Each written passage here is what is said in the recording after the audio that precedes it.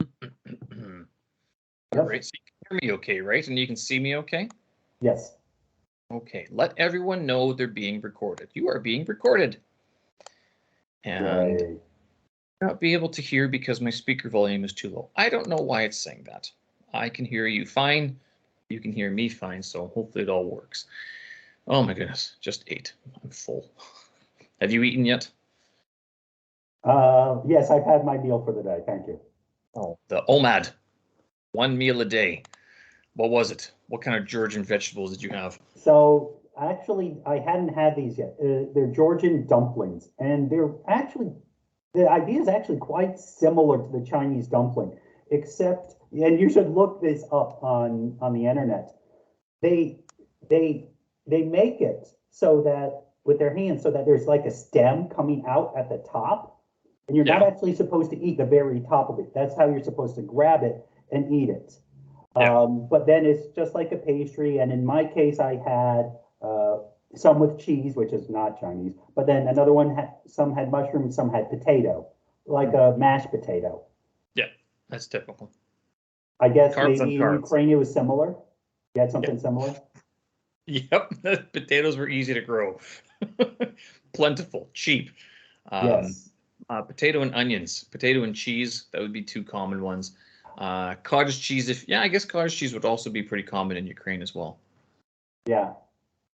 And it was Did my you first. um did you soak them in, not soak them, did you have any we used to the older people I remember would have it with smetana or sour cream. But us youngers in my family, we had it with whipping cream. And I don't mean like the foamy stuff. I mean the sweet cream. So like the stuff that if you were to whip it like 35%, Right. 35%, 35% fat, you whip that, it becomes the fluffy whipping cream. We would just pour that over top of our pierogies or our dumplings. And I remember people looking at that going, what are you doing? They they gave me this little Ziploc bag of ground pepper. Okay. Yeah, and that was fine. You had it dry, you just dipped it in the pepper. I can't pronounce I it. yeah, well, I just would take the pepper and I would just let it fall onto the dumplings. Right.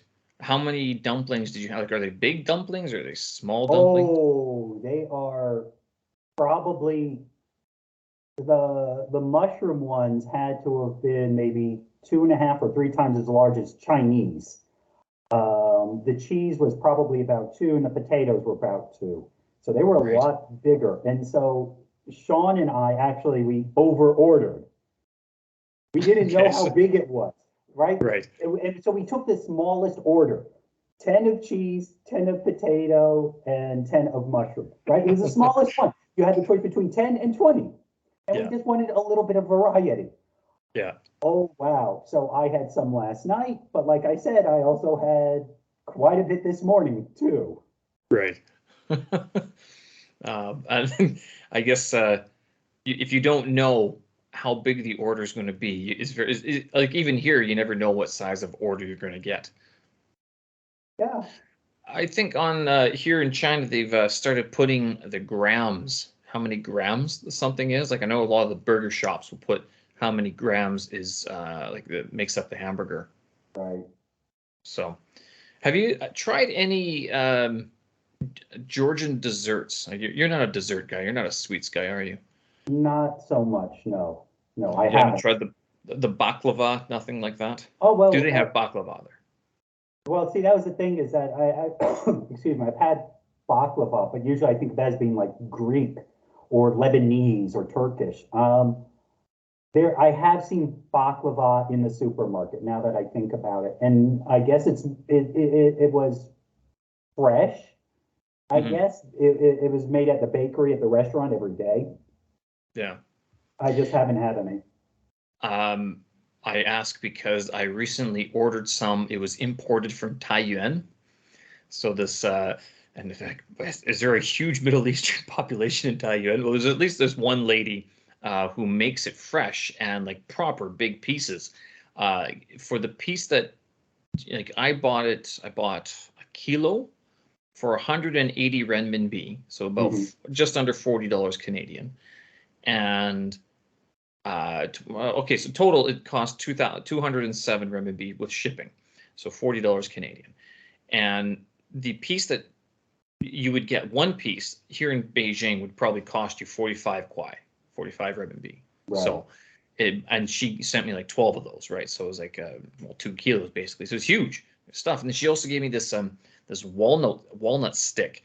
And these were 10 kwai a piece. They're not as sweet as I thought they would be, and they're not as sweet as the baklava, but I mean, they're still okay. They seem a little bit healthier, but it's just basically sugar coated, like thick sugar coated. So I'm not sure what type of sugar she uses for it, whether it's honey or brown sugar or some mixture like that. And then it's just walnuts on a string. So she takes them, she puts them on a string, and she dips them into this sugar mixture, and then she lets them dry out like that. So those are still in the fridge, but the baklava disappeared last night. So that took just under a week to finish it. So, and I will order some more. Did your girlfriend partake in any? I let her take 2 pieces. So she liked it. I haven't asked her. I wasn't too concerned because honestly, I was going to order them for myself. When she was taking it, I'm like, oh, I don't know, 1 or 2. It's a good question because like I like that stuff. But I'll get some more anyway, so we'll be able to try it again. So I'm asking you about Georgian food because I don't know where this lady is from, and she writes in one of these cursive scripts. And I haven't wanted to directly ask her because I wanted to figure it out first and see if I could sort of see what's going on. There's a bunch of people in this group. I don't know what Persian is written like. The script looks like the Khmer or the what they use in Myanmar or Burma. Okay, then it could be Georgian. Persian looks like Arabic. All right, Persian actually they use the same alphabet as Arabic, or almost completely identical. There might be a few differences. So, yes, what you just described is sort of like Georgian. What you might expect elves to use from Lord of the Rings. Okay, well, I was thinking more real people rather than something that is a figment of imagination. Elves aren't real? Well, if I have to tell you this, there, Denny. Yeah, so yeah, it is that sort of circular script, very similar to that. I was thinking it was Georgian. At some point, I will probably ask her. I'll just have to clarify. I'm like, what script is this? Because I was looking on Baidu Translate because I couldn't access Google Translate, and Baidu was tracking it as Armenian. Okay. Yeah, could be. If you sent me a picture, you could just send me a picture and I'll be able to tell you. Well, yeah, could also just probably take a picture and look at it in the Google's. Or look it up yourself, yeah. Also, but if I can find it quickly here, I can't remember because I'm part of a bunch of baklava and snacks. Yeah, that's the one. I will send you a copy of this, yeah, so you can take a look at what I'm doing. Of course, this is all in English all of a sudden. Here's a language, Latin letters, but I don't know what they're writing. Okay, so here, right, I'm going to copy this. I'll see if I can fire it over to you on this device. Bing, boom. Okay, should send. There you go. Okay, that I think is Armenian. That's not Georgian. Okay. Based on your expert well, opinion. no, I mean, I know, I recognize Georgian. I recognize what Georgian is. That's what I figured is like, since you're living there right now, have you ever seen something like this? Oh yeah, I can't access that at the moment. So, yeah, so I thought that was kind of neat that she was writing in this, and the whole group sort of writes, well, a lot of people in that group write like that. So it's kind of neat to see happening that way. Yeah, anyway, so there. Wow, you're going back to the States. Yes. What prompted it? Well, are you tired of Georgia? No, no, Georgia is fine. And again, governments, people are still going crazy. What do you mean going crazy? Well, okay, take for example Peru.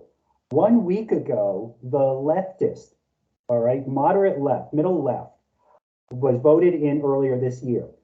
I'm not sure why, but he tried to dissolve their Congress last weekend, and their Marxist vice president, she removed him from office.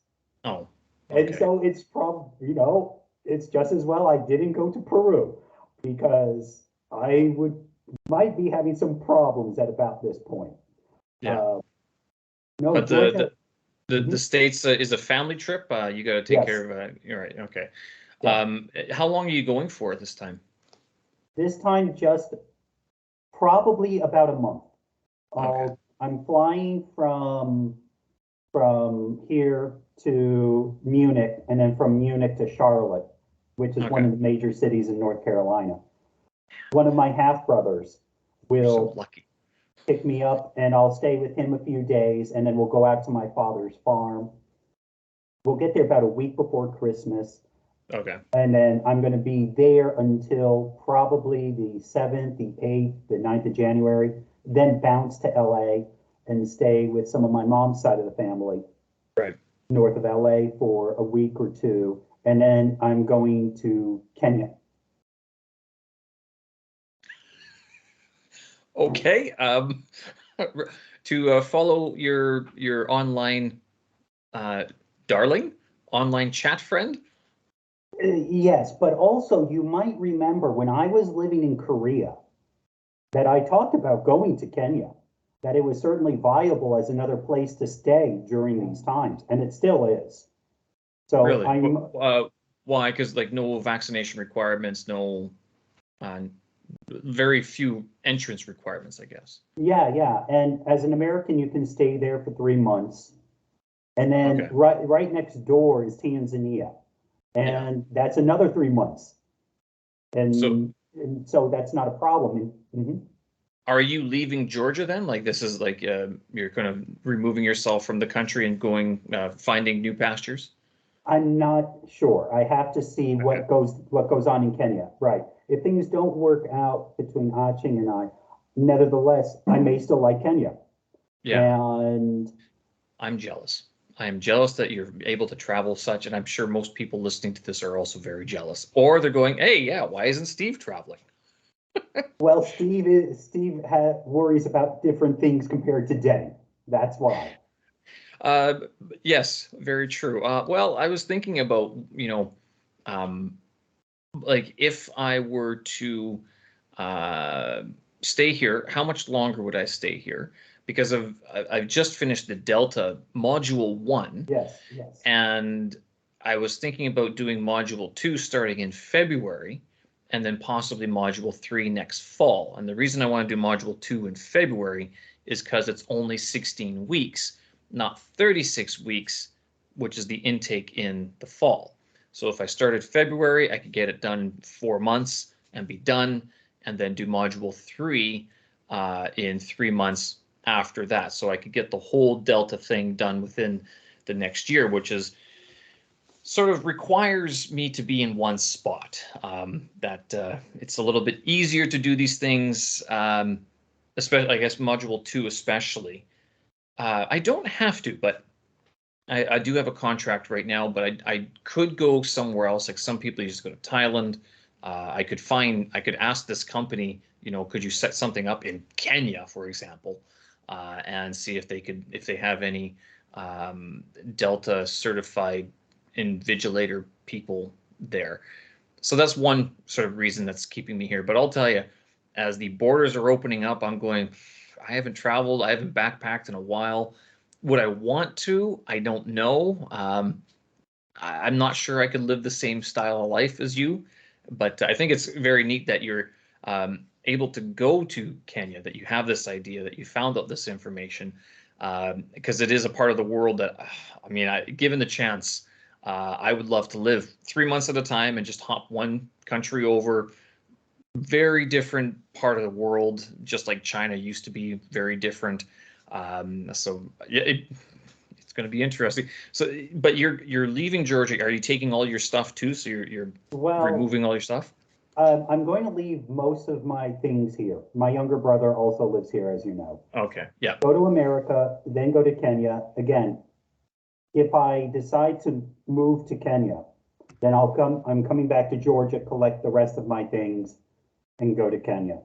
Alternatively, I return to Georgia because, like I said, it's a good, calm, sane place.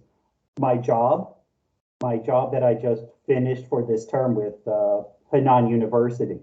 Yeah. Again, you can't, again, for $650 a week, the intensity of the work isn't very much. Cost of living here is like $400 a month, maybe 500. So in 1 week, I earn more than enough for the month, and the rest I can just save. Do that again, right? Yeah. They already said they want me to come back next term, and it Oh, starts that's good. after Spring Festival, and it'll go for 13 weeks. And Yeah. I can do that in Kenya. I can do that here. That's not a problem. You could do that in the States if you got in trouble, right? Sort of like if you travel issues or something like that, right? Well, as a part of the contract, I'm obligated to stay in Asia, Europe, or Africa or Oceania because of the time That's a difference. huge part of the world.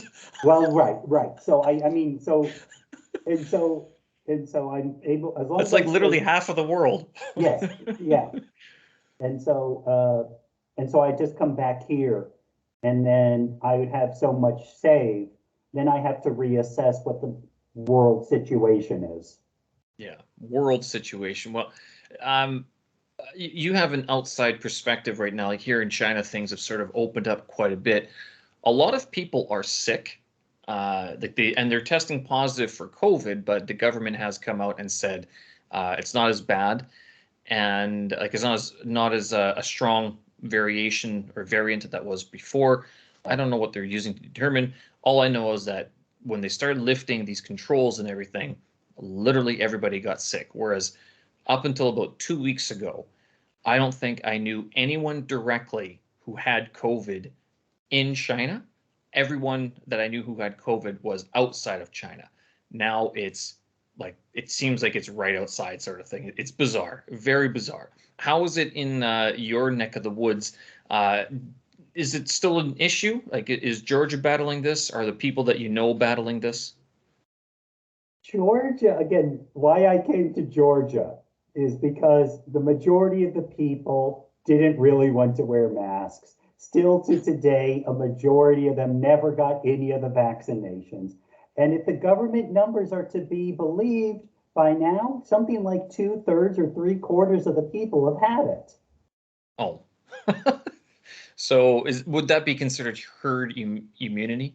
I think so. I mean, from what I understand, Georgia must have one of the highest rates of actual infection in the world. Okay.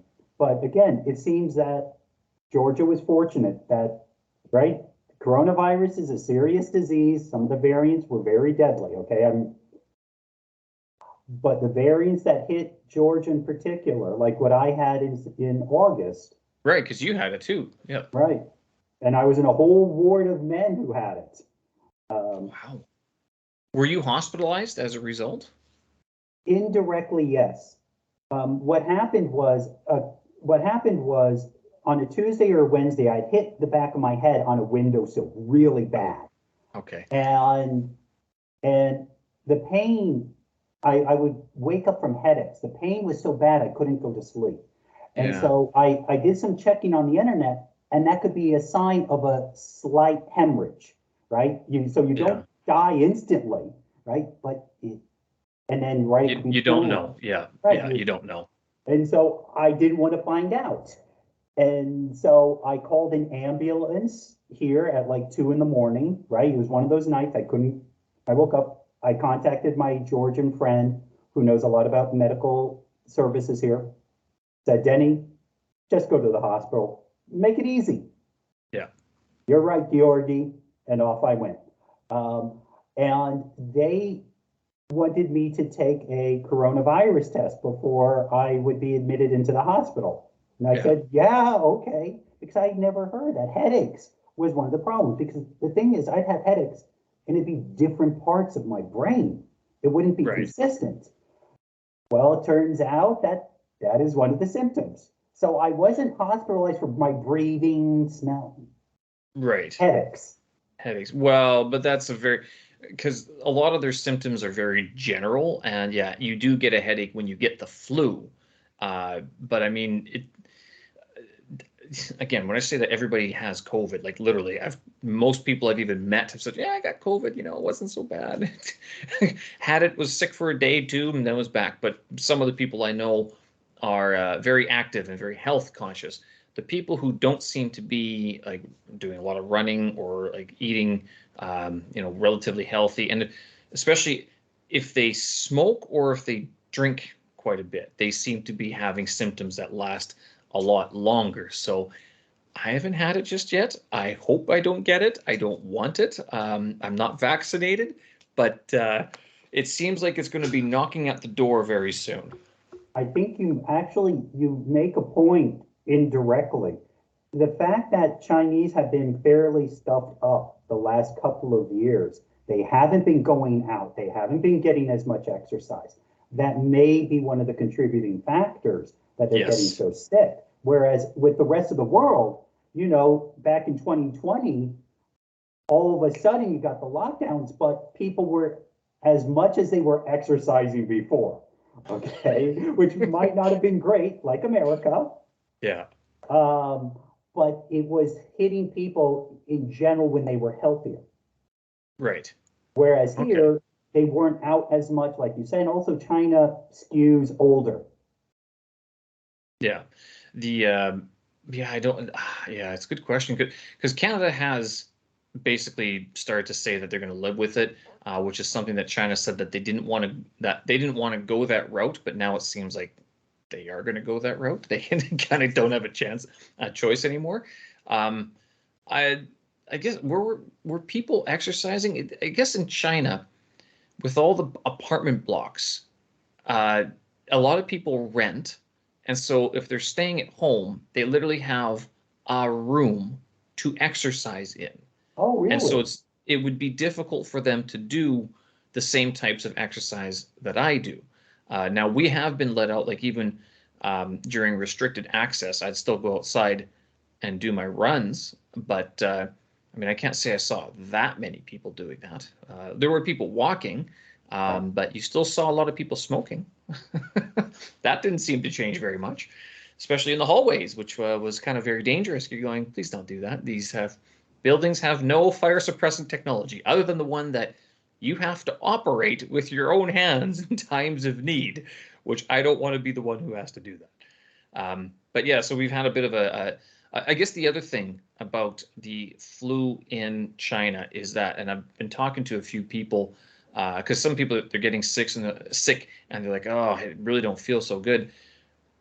Since China has done a very good job of, keeping people at home and it not spreading, we've kind of missed a couple of flu seasons as well, which is very common this time of year. And I remember in the States that they were saying that this could be an issue when the coronavirus, like the protocols are lifted or the restrictions are lifted, that if we've missed a flu season, then it doesn't, the next bug is going to hit the population Right. harder. I wonder if that's contributing to some of the cases here and some of the symptoms as well, that people's herd immunity, isn't as good because we've missed two, three flu seasons already. And you're right. Last winter, okay, last year in the United States, things were opening up. And there were a few people who said that the influenza that winter would be really bad in the United States. Now, it was overstated. Now, Okay. they couldn't know, right? To be fair, you can't know how serious it will be. It was a prediction. So it wasn't as serious as what they thought. Yeah. I kind of wonder if it is that, which is a good thing, because then it'll sort of work through the population 2 to 3 weeks. We should see things sort of get better. Yeah. Sort of like the seasonal flu aspect. This variant of COVID should get through it as well. Yeah, hopefully, and then that way we can go think about other things instead. So you are leaving Georgia. You're traveling. You're one of the few people I know who's able to travel during these times. What's it like out there in terms of zipping around the world? From you left China, you went to South Korea, you've been to the Middle East, now you're going back to the States. You're going to Kenya is in West Africa, East Africa, East, yes. East, other side by Ethiopia, isn't it? Yes, right, exactly. Yeah. Nairobi, Kenya. That's the Yes, capital. that's where she lives. I was actually talking to another guy the other day, and he is moving to Ethiopia with his wife. Like, I think they fly out on Monday or Tuesday. Yeah, Ethiopia has a little bit of a revolution in the northwestern corner, towards What do you mean a little bit of a revolution? Um, Ethiopia has some civil strife, shall we say, based on clans. Doesn't sound good. Does not sound good. Ethnic groups, and it's been going on a while now. And also Okay. adjacent to that is South Sudan, which has similar problems, and Yes, then Somalia. Somalia is half controlled by pirates, so it's a. So what has your research told you about Kenya, Tanzania, and this area of the world so far? Kenya is a very interesting place. It was a former British colony. It still has some ties to the United Kingdom. Over the last decade or two, it's been reconsidering all of it. And the official view by the government and by the history books is not as friendly as it once was, to be certain. Kenya, if you look back at 1960, Kenya, India, and China were at about the same level in terms of lifestyle and living. Mm-hmm. Unfortunately, right, as you can imagine, China eventually, after about 1981, 1982, started shooting up. Right. And then India, earlier than that, actually did, but it was never very high. Kenya is at maybe 15 or 20% of the level of China. Oh, wow. So they lag considerably behind in terms of development. And there's a significant portion of the population that still doesn't have electricity. Kenya is interesting. The government decided that to handle this situation, there is no tariff, there's no taxes on alternative energy materials coming into Kenya. So solar panel cells, or the things to build solar panel cells, there you can bring it in, right? You bought it, you bring it in. Obviously, you have to let customs know you're bringing it in. Mm-hmm. And what they've been doing is they have one of the highest rates of decentralized electrification in the world. And as you know, what does that mean? That means that people aren't connected to a grid, that they have their own means on their own property of generating electricity. And is this a good thing, though, for everybody to have that ability? Yes, and here's why. This is something that if people are sincerely worried about terrorism or attacks on infrastructure, it only works as long as people are generally connected. If you really want to diminish the effectiveness of terrorism, you do two things. You make it so people, generally speaking, can supply their own energy, or you make it a block by block system if it can't be a particular house or apartment. Similarly, in terms of cleaning water, mm-hmm. All right, that you don't have it at a center that cleans the water before it goes to people's homes, that it's done at the tap or just before, and collection of water as much as possible. It makes it so that terrorism only works if it's effective. Terrorism is like any other business or Yes, action. typically that's how it would work. It requires a lot of investment. And So is this what Kenya has done, and that's what they were thinking about when they created this decentralized system? they weren't Because we thinking mentioned of, before that Somalia and Sudan, I mean, they're facing quite some turmoil and everything. So is this what Kenya was thinking about? it wasn't because of this, but it is one of the results of what they are doing. Honestly speaking, putting up all the poles and the wires Yeah, to get out to those places is just too much. Kenya has 40 million people. right. And But and what do you mean it says it's the result of the it's not the result the of result of their situation is the decentralization of their oh, okay. electricity. I see. Yeah, yeah. I was I've heard reading. this before. Is this I think we've both read Mark Mobius. He was saying this as well, I think, at some point, because he's very bullish on a lot of parts of Africa, that the amount of infrastructure required in some of these places, it can't be done the way that it has been done in China, the way that it was done in the States and the UK, but that because it's just too far, the infrastructure can't be built over the same area. Whether it's the money, whether it's the corruption, whether it's other thing, makes more sense to do with the decentralized, as you said. Yeah, and again, it comes along rather than waiting for the government to have to focus to handle this power station or this water system. It may take time and it could be very corrupt. Instead, you have really local Mhm. communities.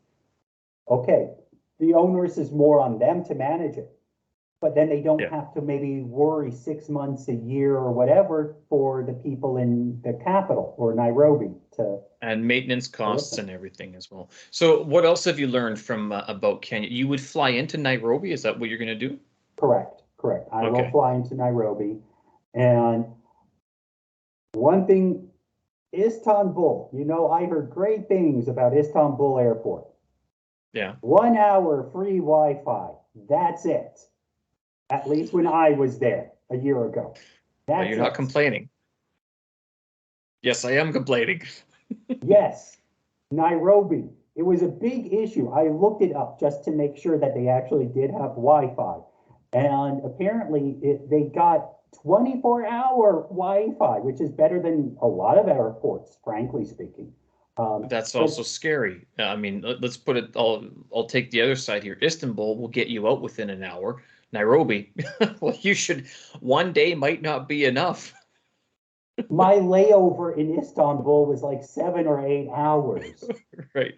Um, I was. What do you do? Because you're talking about going to several different places. You've been to several different places. What do you do to prepare? You've talked about the Wi-Fi at the airport, but that was personal experience, I think. What else do you do to research before you go somewhere? What do you look at? Where do you look at it? Well, it, the thing is that I've been doing this since I was a young boy. I was reading international news and and looking at maps and understanding different places and people. So I'm never scared, right? I was never scared or really worried about going to some places. Now, yeah, there's some places I certainly would not go because that seems like a So, really what would stupid you? idea. How do you evaluate which place to go to and which place not to go to? Um, what I where I am in my life and what I'm doing. I mean, okay, so like I just mentioned, right now Peru is not the place. Right. A diehard Marxist just came to power. Bolivia, similarly, they have had Right. a But strong a far left. year ago, you were talking about going there. So what Right. made you choose Georgia instead of Peru at that time? Oh, well, to stay in Georgia, it was, well, because of this job, but also, um, as you had mentioned earlier, especially Peru, Ecuador, Venezuela, sometimes they tend to really far left governments. Mm. And that is another matter. Whereas can buy farmland in Peru, and I can't do it in Georgia. if the state decides to take it from me, it doesn't really matter. Right. So a lot of people might not be thinking of this, but in terms of like your first inspiration, when you think about moving or going somewhere else, what's your first step? So one of the places that I check infrequently is I will go to the Wikipedia website about where Americans can go visa free, Okay, so that's step one, basically. right? And take a look at what's there and how long it is. And in terms of knowing whether a place is good or not, don't take the United States Travel Depart. advisor, yeah, right. Yes, yeah, They're ultra conservative in their advisories. yes, yes, they are.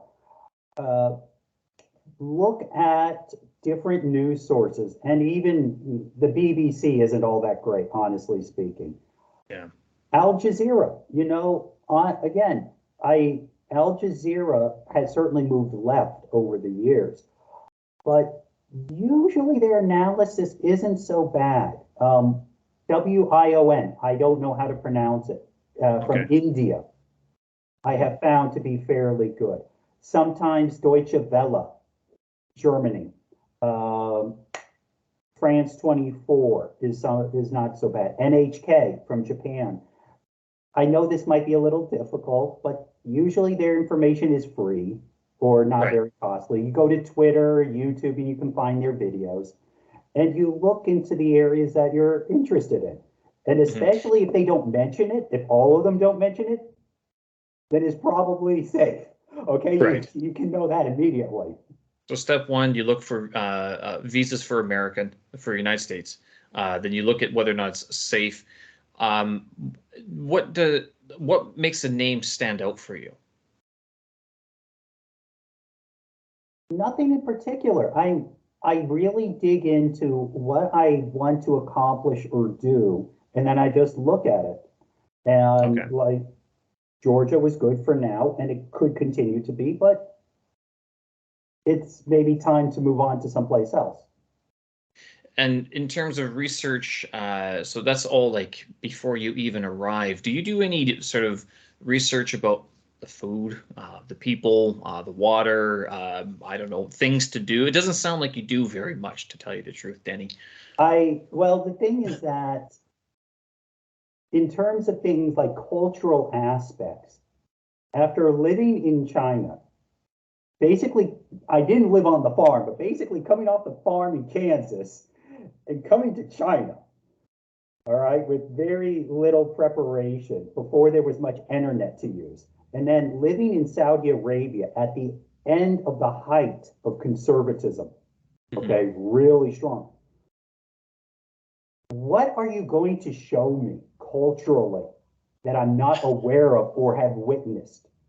Right. All Well, right. is there something that would attract you to a certain place? Like, I guess that would be the Uh, question. Like, you're in Georgia, you're going to Kenya, very different cultures.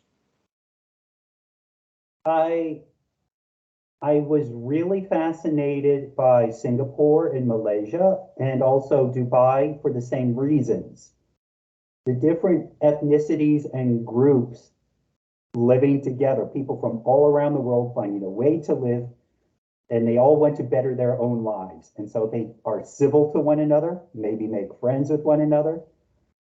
And I would say that's like the pulse. I remember seeing this in or feeling this in Naples, and London has a pulse as well.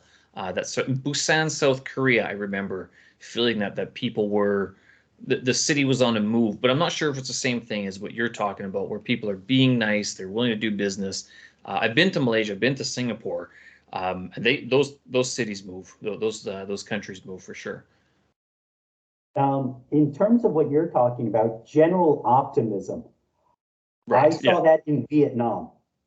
I Okay. saw that when I was in Vietnam in 2010, 2011, also in 2014, 15, 16, and when I visited a couple of times since.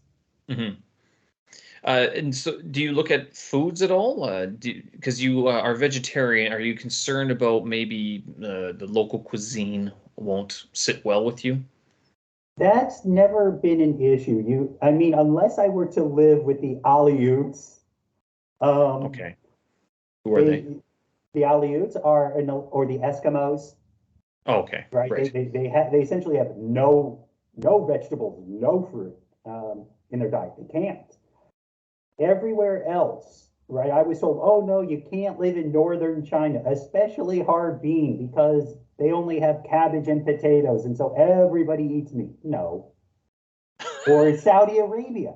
And there's a lot of Indians. Kenya, all right, specifically, I'll tell you about Kenya. There's a large Indian population. And so, for example, I've gone to Subway restaurants in quite a few different countries. And it's interesting to see what the differences are, but also what they offer. And so Hmm. just for kicks, I thought, does Subway even have a restaurant in Africa? Egypt, I would expect. South Of Africa, course. of course. Yeah. Kenya actually has eight, or Nairobi has eight of them. And I was looking at the menu, and they have three different kinds of real vegetarian sandwiches, dedicated vegetarian sandwiches. It's not like Right. you order eggs and vegetables. No, Right. real. And they're all Indian based. So do you look, because Subway is an American chain, do you look for American representation in terms of food offerings, or do you look more to the local cuisine, local foods that would suit your diet? Um, Generally speaking, I'm not so worried because, like this last year in Georgia, my diet has been a lot of egg, cheese, and tomato. Dairy, a lot of dairy. Yeah. And so Kenya, my guess is cheese is going to be a bit more expensive than what it is here. But Hmm. eggs and tomatoes are universal. I never worry about it because, like I said, vegetables, fruits, I'm very practical. I have been doing keto. We're trying to the best of my ability. If I can't, okay, I can't. Right. So you're not too fussy in terms of um, the lifestyle of eating that you'd pursue. Because I know some people have a very rigid diet, and that sort of prevents them from moving around. And I even know that some of the some Chinese people are very cautious about what they eat. That they're sort of afraid, and they're so used to Chinese food, and that in part a lot of parts of China there's not that same international exposure, especially to lesser known types of foods. Um, but to be fair, China eats a lot of stuff, like a lot of stuff that I think the Kenyans and the Peruvians and the Georgians be like, yeah, you eat that? We just give that not to us. Right? Maybe to a frog. A frog maybe eats they, this. they might make it into feedstock or something, but the Chinese will have a way to prepare it so it's palatable, uh, Palatable. edible, palatable, able to be eaten by humans. So okay, so we've got the visa, we've got where it is, safety. We've got food so far. What about accommodation? What do you look for when you're thinking about accommodation? You're not doing hostels, are you? Well, I'm a guest, and so I'm right. And certainly initially I'm there, and only things turn really adverse when that happen. Certainly to begin with, I don't really care so much. And taking a few days to do the hostel route before it and help decide if I want to stay there. Hmm. Hostel might make sense. When I came to Georgia, I wound up doing a Airbnb instead, and I was by myself, but it was also in 2021, and Airbnb was really, really cheap. Oh, okay. Okay. Because no one was renting. Yeah, no one was traveling. I mean, even when I was in Dubai the second time, I stayed at a three-star or so hotel, but it was only $20 a night or something like that. It was Right. really cheap. So I did it. Um, but otherwise, no. Get a good idea about how much, especially it will cost you to do Airbnb or something like that. Join Facebook groups.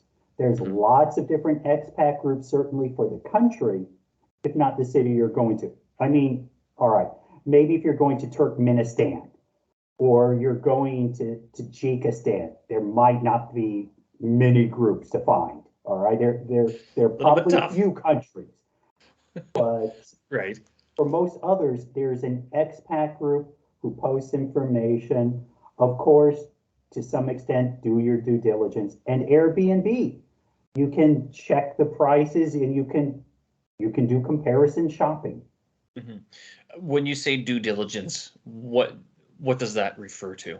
Well, for example, here, if you were to go to the expat community here in Tbilisi, you will get the feeling that a lot of the Georgians like to throw people out of the apartments and want to raise the rent 3, 4 times. And it's completely unjustified. And everything that happens is because of the evil Georgian landlords and landladies. Some of them are like that. And but that doesn't jive with what I have observed and what I have seen. Certainly some of those situations probably happen. Okay. But when you see especially extremes, it should give you pause to see if you can probe a little bit or ask other people who are in that group but maybe not posting about it and ask them for their thoughts on the matter. Right. Okay, well, that's a pretty good solid checklist. And do you do this for like every country? It sounds like you are always looking for the next destination. How often do you research this stuff? Well, this goes along with our work. And so going back to 2005 or 2006, I always had an idea about, for example, what you could expect working, teaching English in different countries, what the level of pay was, whether housing was provided, and so on. And so I've always had an idea about those things. And then when I stopped teaching for the most part, I still have an idea in general about places. And I watch YouTube videos about different places and the news, and I just pay attention to it. And I also see like the fluctuation in currency, and I read about unemployment. Do you see that quite a bit with the U.S. dollar? Because the U.S. dollar was really strong for the last year, and now, and so that has actually bit me in the butt a little bit because the Georgian lari appreciated in value against the American dollar. The dollar fell like 10% against the Georgian lari over this year. It fell, but that should be the U.S. dollar fell against the lari. Yes. How? Yes. How? Because more people wanted the lari, relatively speaking, than the dollar. And so there was greater. Is this official rates or like black market rates? Sure. When I got here in May of 2021, it was trading around 3.2. And during that first year, the first 6 months I was here, to the end of 2021, it would fluctuate between 3.1 lari and 3.3 lari, around in there. But then it is now trading at 267, 268. Okay. Yeah. So, I mean, you're living cheap, so it kind of makes up for it a little bit. I mean, it's a very affordable place to live. So all that being said, you're saying you're still working online and you have another semester lined up in a couple of months. You won't be working between now and then, will you?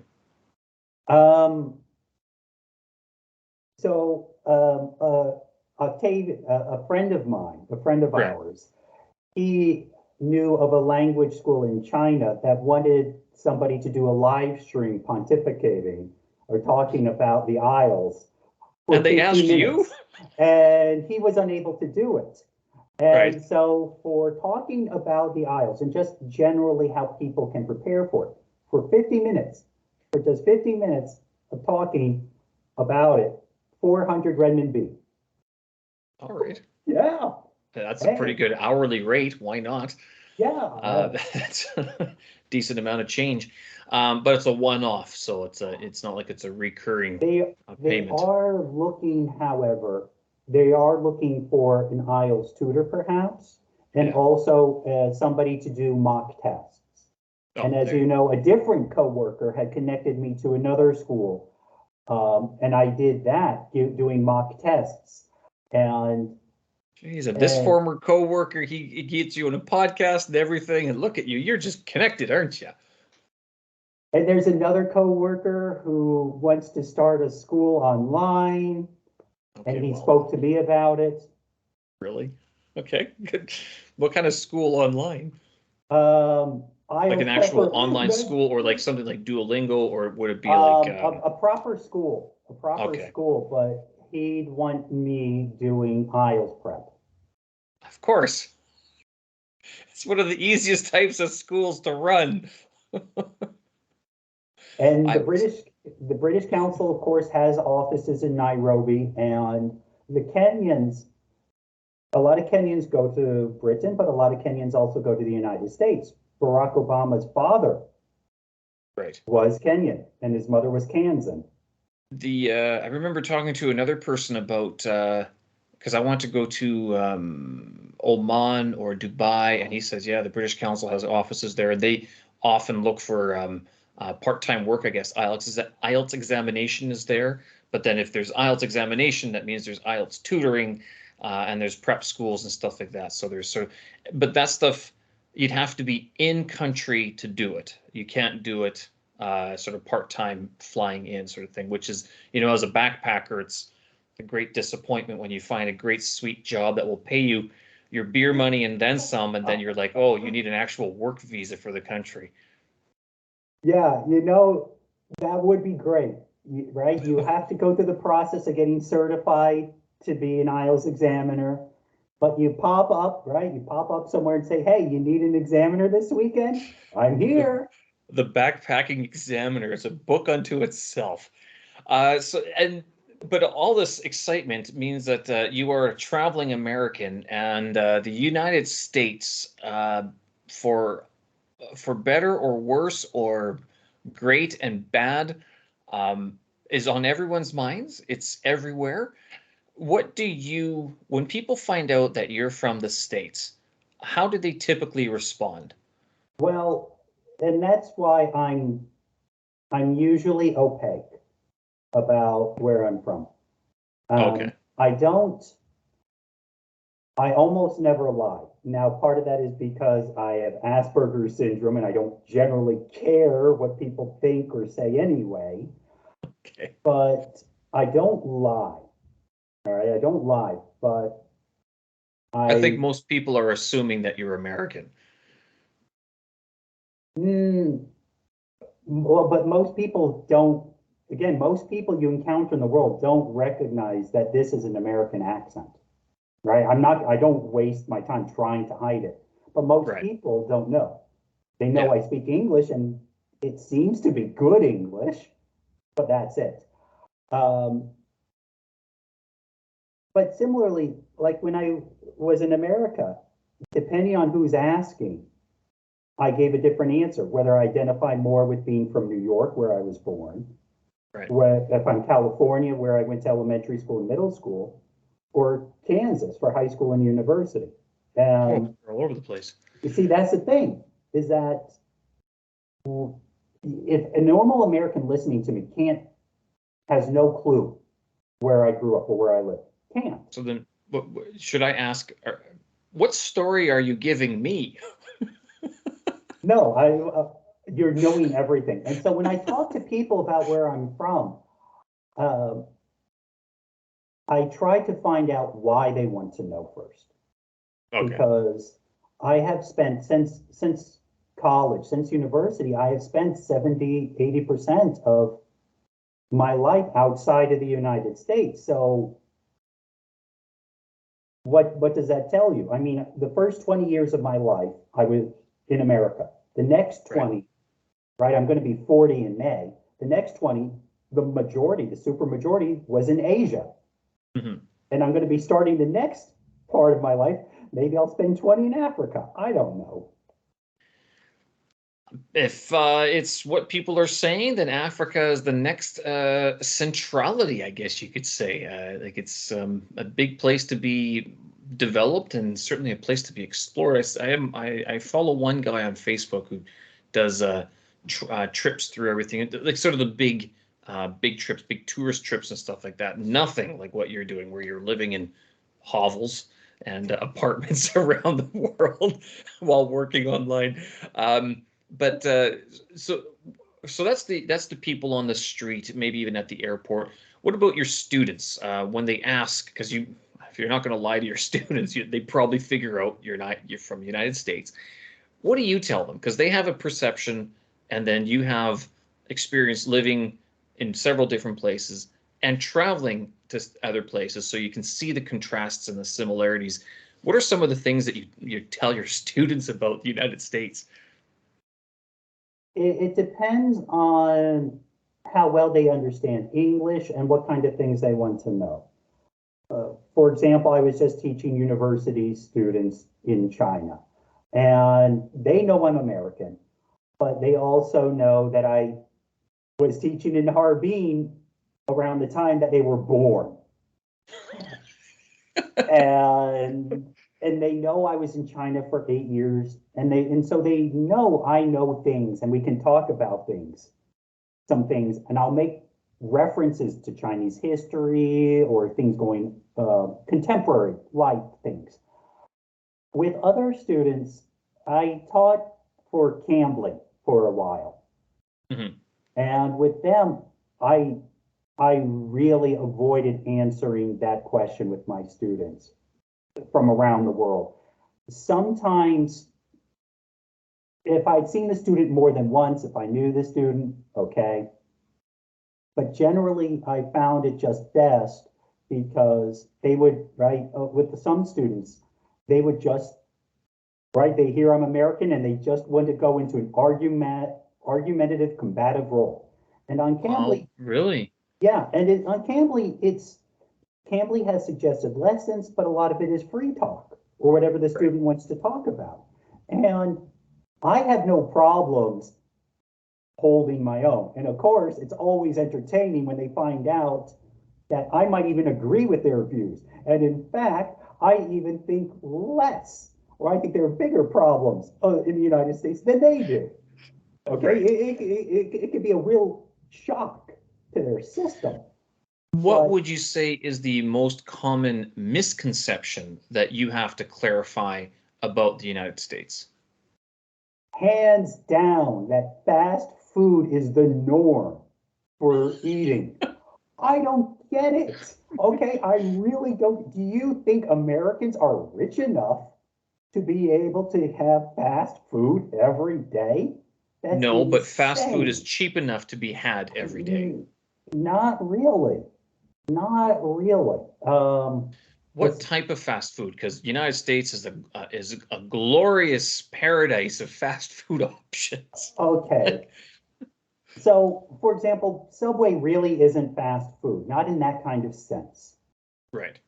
When I think of fast food, I think of Burger King, McDonald's, Wendy's, Jack in the Box, and a KFC. few KFC, and there are a few others. But typically, I think even more burger kind of places. All Yeah. right, technically, pizza, like Pizza Hut, is fast, but a pizzeria, a proper pizzeria, you wouldn't call fast food. Yeah, if it's something like the Italian model, where Yeah. they make it once in the morning, maybe in the afternoon as well, and then it sort of sits there and they reheat it for you. Well, or proper pizzeria will make it to order. I mean, Right. they'll start to order, but so I'm hesitant to call Pizza Hut as really being fast food. It's similar Okay. with hamburger places because, at least in my mind and growing up, how I understood fast food. But again, or Popeyes or Long John Silver's, and so, all right, yeah, they're Chinese, and they're Chinese places. Panda Express, that is fast Hmm. and is a chain. And Japanese, and no, maybe Chinese, Japanese. That might be it. Or Korean. Yeah, maybe Korean Korean. fast food place. Yeah, Taco Bell, all right, yeah, Taco Bell, yeah, that's fast American. and fast food. But again, the idea that Americans are actually going there as often as they expect, Right. it just blows my mind. Do you think that contributes to some of our students, some of your students, going to these places thinking that they're being American by eating McDonald's or KFC 3 times a day? Ah, it makes me not ill. It makes me very sick to think that they would do that, that they would be eating that stuff 3 times a day. Oof.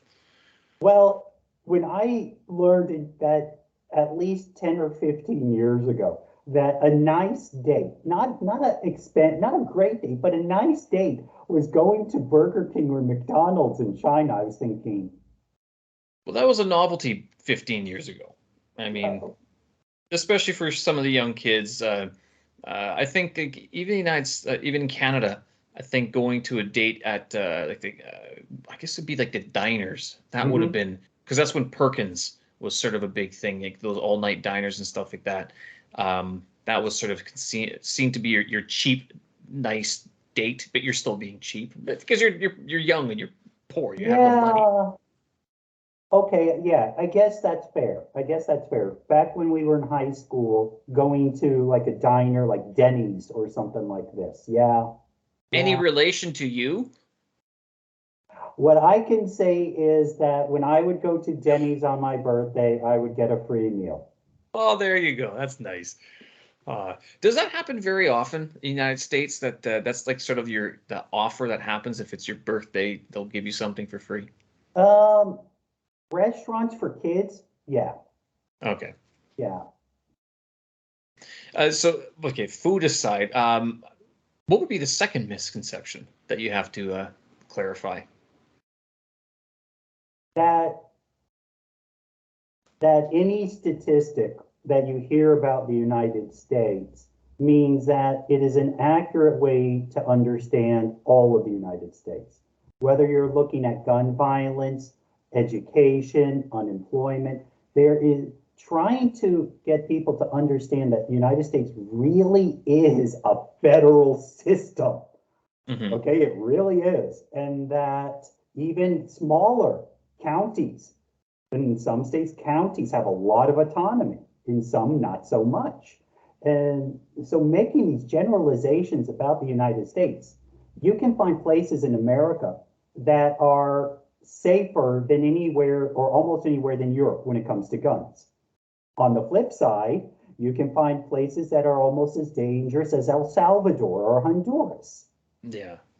When you say it's, United States is a federal state, like, what do you mean by being it's a federation? So, It's not a federation, it's a federal state. Okay, explain. right, all right, a lot of countries in the world that are republics, they either follow a unitary system, for example, like France, or the United Kingdom. I mean, United Kingdom also has devolved powers to Wales and Scotland, but basically it's Parliament who's managing things. It's not Okay. at the county level. Whereas, like Germany is a good example. Switzerland, especially Switzerland in their canton system. Hmm. Probably the cantons have more independence than the states do in the The United States. cantons Yeah, in in Switzerland.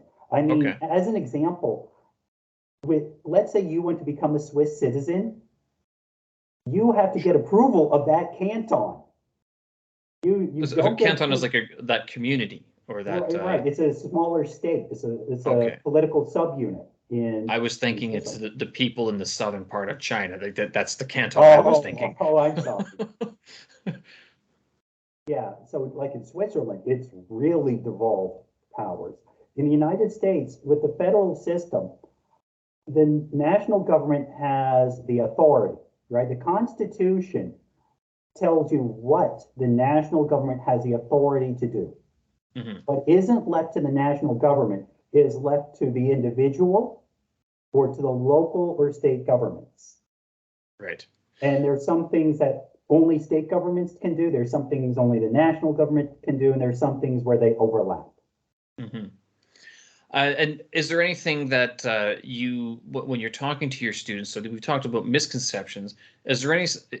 Is there anything that you tell them that is completely new to them that they just never thought about before? The American Revolution was an unpopular war. The majority of Okay. people did I not. laugh because I go, why, who would ask that question? Well, no, but you asked for a misconception. The Yep. idea, right, in general, people think, oh, for a revolution to succeed, you need the majority of people supporting it. No, actually, you just need 1 or 2% of the population well financed and armed, and it's more than enough to overthrow government. And that's what happened during the American Revolution. And we're talking 1773, right? Well, it was more than that, but it was actually a long process going back to the French and Indian Wars in the When 1760s, early okay. 1760s, and it culminated with American independence. If the British government had done a couple of things differently, then in the end, it may still have happened. But there, Snap. I mean, it's unclear. The reason is that unlike Canada or other British colonies, you had the American colonies. Some of them were owned by a man like Samuel Penn in Pennsylvania. You had some that were owned by the crown. You had some that were businesses. You had religious groups, the Massachusetts and the Puritans, What was a Delaware. business? Which businesses owned which Um, states? well, I think I think it was Connecticut that started off as just they were licensed, for the Okay. lack of a better word, to start a new colony. Is And this true of a lot of the states that they have this sort of varied? Because I mean, what I think when I think of the states, I think of uh, yeah, political factions almost, and that it was agreements that we see the states nowadays, and we sort of think of the NFL and the NBA and Olympic Games and stuff like that. But you're telling me that when you look at the map of the United States, it's really a history, a grid of history of different pockets of people from very different walks of yes, life. oh, oh, certainly, because well, first the original 13 colonies, but then expanding further south into what was Florida was Spanish. It was owned by Spain and also partially by the British. You got Mhm. Louisiana, New Orleans, and the French influence, which is still there to today, or in Michigan. Um, Over the course of American history and the different immigrants coming in, oh, it has had profound effect Mhm. on the development of the United States. What would you so in when you're I'm not sure at what point after the American Revolution that you stopped talking about it. What would be okay? So you're saying it wasn't a popular war. When do you go okay? That there I've said my piece about the American War. Right, like usually what story ends it? Well, the story that ends it, I guess, is the last major battle was 1781, Yorktown. Okay. And to be clear, the French were of great assistance in the American Revolution. It is no, Okay. and it is unclear if the French had not been so active, whether the United States would have won. All right, to make it clear. But like I said, the treaty was not signed until 1783. The most Okay, you didn't say important, that, but okay, so well, 1773 is Declaration of oh, Independence. 1776. So, 70, yes, sorry. I'm thinking 1873, which is Canada, I believe. I hope so, because I've been away for a while. Okay, so 1776, Declaration of Independence. 1781, you're saying is Battle of Yorktown, yes. Yorktown, and then The 1783 agreement, is the when treaty is signed that what officially ends it. treaty? Treaty of Paris. Okay, And there's been many treaties of Paris. So if you do a Wikipedia search, Treaty of Paris, 1783. you got to get the right parenthetical in that one. And so, what happened with this treaty? Well, more importantly is what George Washington does. George Washington tells his soldiers it's time to go home. and that And where he's did they going go? home to his farm. He didn't want to be a politician. He always thought of himself as a military leader, and he was from when he was in his 20s, with the British first, Right. obviously. But he understood the principles very well that were articulated not only at the signing of the Declaration of Independence, but all the different other colony or state houses and their constitutions. Hmm. And he knew he was in a situation that he could be king. He understood that the great experiment of a republic, right? This is the first time that a government is being structured and organized. And then we're going to push it and we're going to see what happens. So they didn't know it was going to work. Oh, of I think course they not. still I think they still kind of question whether it's still working or not. But Uh, I think that's a very different argument these days after having 240 years of data, 50 years. and one of the things is that the United States, in terms of how it functions now, is so outside of the bounds of what it was supposed to be. And if it had retained it, we would not see as much political division because Right. a lot of issues have become nationalized when it should have remained to the states. There wouldn't be such bitterness in America. Right. But 1783, Washington tells his soldiers, okay, guys, I'm going to my farm. You You know where to guys, find me. Oh. it's time to go home. Can And you imagine? Because George Washington, I mean, he's one of the faces on that mountain, right? Mount, Uh, right, yes. and I mean, it's great that we could make the sort of light of some of these situations. But can you imagine what it was like to live back then? And I know we're both primarily white here, but like in terms of people, like the survival, you mentioned a lot of the immigrants going to the States. Uh, do does anyone ever ask you about that? Because a lot of our students might be thinking about either studying overseas or wanting to immigrate. And I mean, there's a proud tradition almost of immigrating to the New World, which is what the United States was for so long. Um, what was life back then when the States was declared independent? The United States colonies, their standard of living was actually fairly good. And you can see that even to today. A lot of the immigrants to the United States are in the upper middle class or even rich from their countries sometimes. Lots of doctors, engineers, scientists still come to the United States and eventually make it their home. When you look at what was going on in the 16th and 17th centuries, it was the middle class, for the Hmm. most part, who was going over, except for obviously slaves, but also indentured servants. People who would Okay. sign up for 7 or 10 years, maybe from Ireland as an example, Seven and to 10 years? they would take on an apprenticeship or something like that. But then sometimes even they would get, if the person was retiring, they would just take over the business.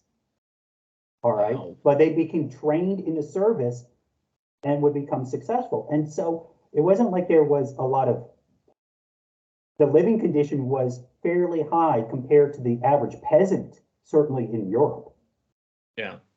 Where did most immigrants want to go? Do you know where they sort of wanted to go, and then I guess maybe where were they funneled? So if you were Roman Catholic, Maryland was the Roman Catholic um, state or Right. colony starting off.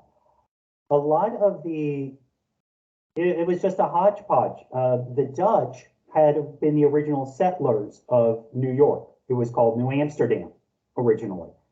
Hmm. Um, Sorry, where? New Amsterdam, sorry, is what now? New York. New New York. York Oh, City was okay. originally a Dutch colony. Interesting.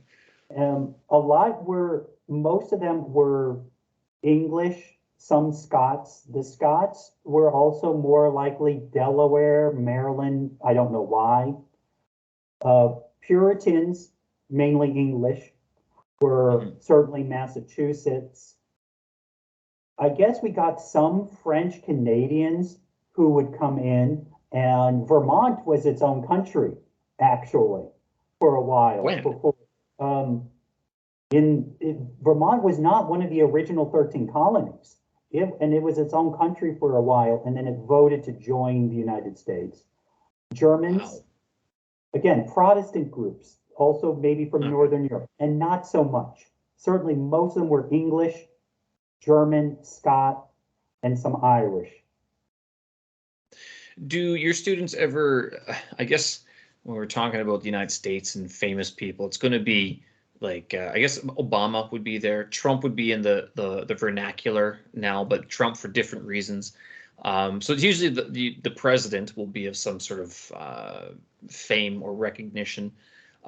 Who else do students typically know from the United States? Well, I can't say about now, but when I was teaching China the first time, almost 20 years ago, um, a few students still knew who Michael Jordan was, right? Right, yeah. They were more likely to know contemporary basketball players who were playing at that time. Kobe Bryant was big at that time, of course. R.I.P. Um, Kobe. Kevin Durant, and I guess Durant is still playing, and a few others, right? So they knew the contemporary basketball players. Britney Spears, Okay. also for that time. Um, A lot of Hollywood stars, pop stars, singers, musicians. they, well, at that time, they also knew The Matrix, the movie, Yeah, because that was the big Hollywood movie back and then. Lord of the Rings. Yeah. So they would be aware, usually, the Chinese name of the actors or actresses, and they probably had the VCD of it. Good luck playing that now, Yeah. right? What about historical people? So they would know a lot of pop culture, modern day sort of famous people. What about like historical uh, people from the United States? So typically I don't have a mustache, but I still have my beard. And more than Is a that few, famous? Abraham Lincoln, Okay. right? Abraham Lincoln would have the sideburns and the full beard, but no Okay. mustache. Right. And so And they would know who he is. right, I people would ask if I was mimicking him in so Oh, many I ways. see. Okay. Well, we should have led So with that one, but okay. they were aware of Lincoln. Other historical figures, sometimes Martin Luther King Jr. Hmm. might be known, but I mean, like Franklin Delano Roosevelt, Eisenhower, no. During that time, Bush, as they like to call him, Xiao Bush, Little Little Bush, Bush. because Right. he was the younger of the two Bush presidents. So would they Plenty. only know the presidents, or would they know anybody else from history? Okay, Martin King. Luther King Jr. He wasn't president, but they knew him. Anybody else from the states that maybe didn't lead the country? And was not an athlete or actor or actress. Hmm, that Very was, few, right? yeah, that's really about it. And Who maybe Jefferson. They heard the name Jefferson. who would you, if you could teach, if you could sort of, I guess, teach them or um, present someone new to them, who would you pick? Maybe one or two people that would be of interest, either to your students or you feel should stand out in American history as it's taught overseas. If you want to read a person as interesting as Alcibiades, Okay, Samuel Houston. Sammy Houston. And okay, so what did he do? This name sounds very familiar. Sam Houston. So Yosemite Sam Okay, from the cartoons, right? Samuel Houston. Also, the city Houston is named after him. okay, He's a very interesting man. He wound up being a senator. I think he was senator. Maybe he was governor of Tennessee, but he was also the first president of Texas. And after Texas joined the United States, he was also one of their first senators. okay. So he was an So why would American people? born. Why would you want people to know about him? Because when he was a teenager, he ran away from his family and lived with Native Americans. Okay. When Andrew Jackson, and Andrew Jackson was known for not being a good person to the American Indians, to say the least. Samuel Houston would argue with Jackson face to face. Jackson had that much respect for him. Wow. Sam Houston lived a very interesting and a lot like when he ran away from his family and lived with American Indians. It's undocumented. Okay, what exactly happened? All right, we know he ran away, and when he came back to civilization, Mhm. he could also speak he could speak a few Indian languages also. Right. So we know he did it. Okay, what happened and how much of it became mythologized or Right. whatever. Anachronistic, or what is it? Or there's that word where you refer Apocryphal. apocryphal, where they kind of make up the stories to fit they make the myth to fit the story, or Yeah, however yeah. it goes.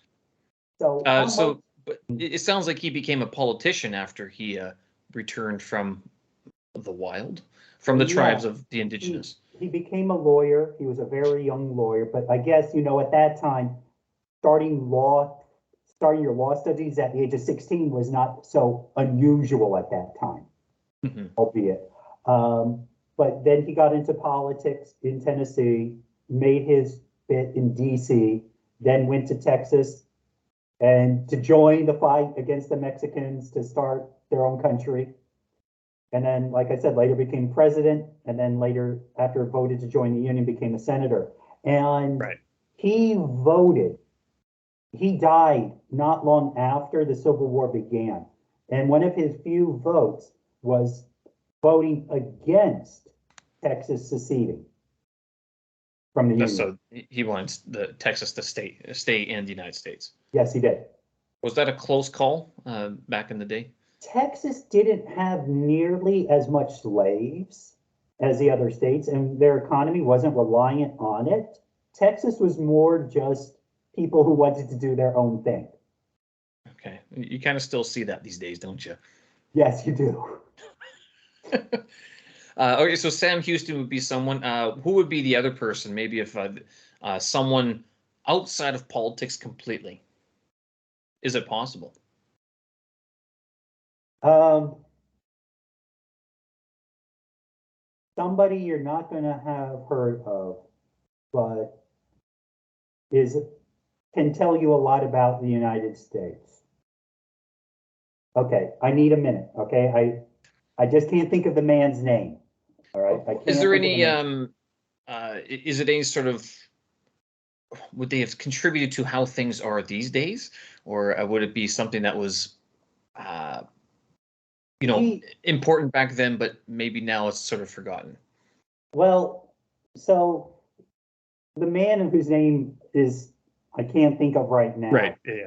He was American Indian, and he was one of the greatest athletes perhaps ever. And he came from a very poor background. He wound up having his Olympic medals taken away from him because Why? at that time, you were not allowed to be a professional athlete and also participate.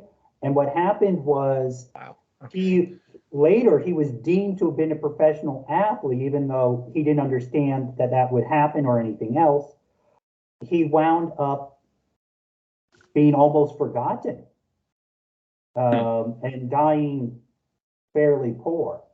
And but That he happens a lot, doesn't it? but he, for example, when he went to run, I'm not sure it was a marathon or not, but to run a race at the site, wherever, I don't remember what country he was in, he had to find used shoes because Hmm. at this time, athletes were not sponsored, right? Governments were not sponsoring athletes. And so it was hard enough for him to find the monies to actually go to the country. But when the competition had come, his shoes had been stolen. Oh, snap. Ouch. And so he actually wound up in whatever country he was in having to find his own pair, and he won the race. I still won. Oh, there you go. So it's skill, not the tools, right? It's the craftsman, not the tools. Yeah, he was, again, it's really frustrating me. Any other day of the week. No, and we're not. I'm going to tell you before this is Oh, over. all right. So stripped of his medals, had to run in his shoes or used shoes, borrowed shoes. American Indian. Jim Uh, Thorpe. Jim Thorpe. That name sounds familiar as well. Why Yes, would I have heard him? because he was such an extraordinary athlete. He What did played he compete in? semi-professional baseball, football, field and track. I think he might have done Track and field? boxing. He just, again, you Canadians just like to screw Field around and with track or track and Americans. field? I think it's track and field. In America, we say that anyway. Okay. But Jim Thorpe, he shows American determination. But on the Mhm, flip side, he shows how bad things were on the American Indian reservations and the fate that he suffered mhm. in the end, being forgotten by a lot of the American people. So was he, because when you said that his medals were stripped from him, it almost sounds like it was a jibe against his American nativeness, that it seems like they found him to be professional because it would sort of take that away from him. Or maybe am I reading too much into it? No, I think racism did play a part in this. Obviously, I'm not sure whether it was the American or the International Olympic Committee who stripped him of his medals. I'm not sure about that. Hmm. Um, I'll see if I can find out. But I think that was certainly an element of it.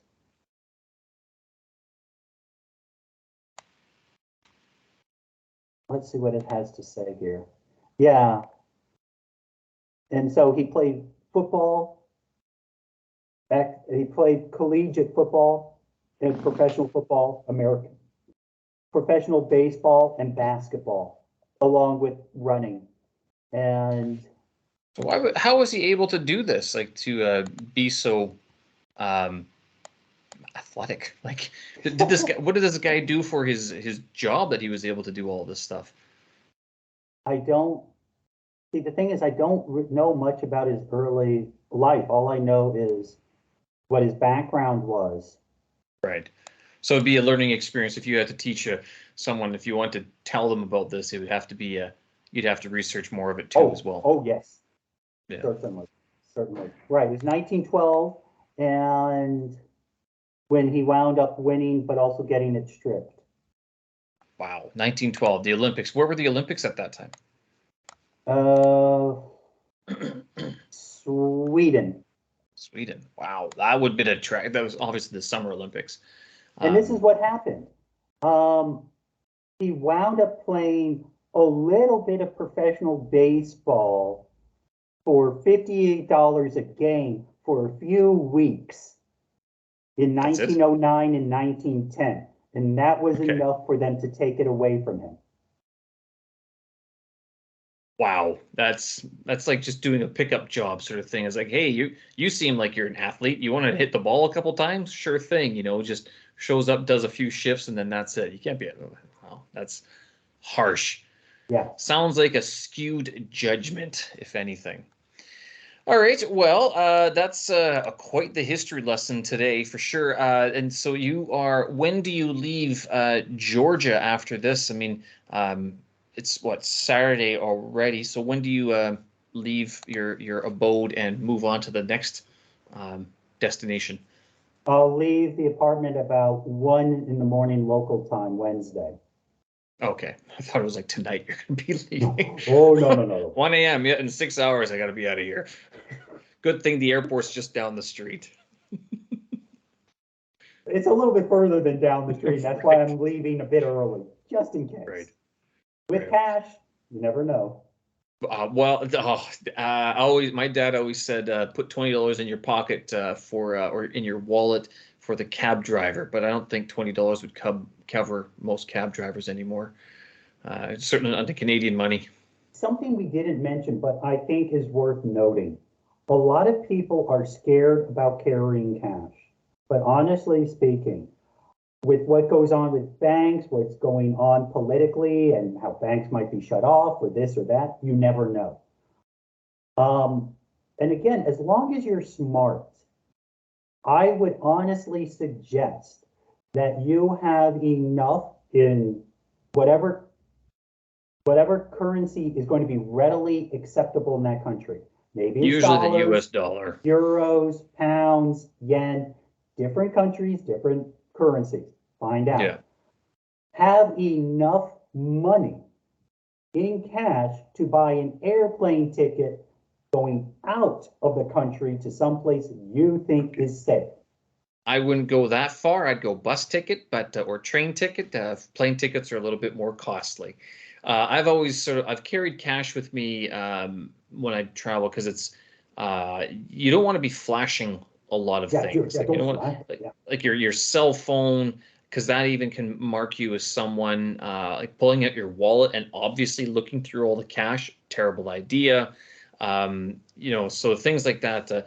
People say have that one of those cash belts, but those ones can even be a bit distracting because they're up against your body, but then you have to look down and look through it. So I've always sort of suggested that people have cash in different pockets that they have, and that they know how much cash is in each pocket, so that if a pickpocket grabs something, they get it, that's their payment, whatever, goodbye.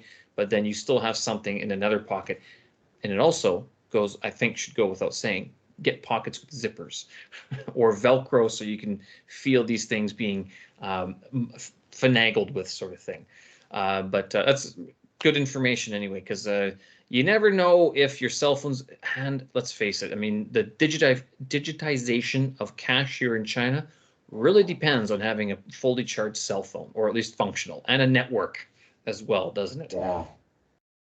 All right. Well, Denny, I appreciate it. Thank you very much. And if we don't talk again before your trip, hope you have safe travels and all the best heading back to the States and onto your next destination.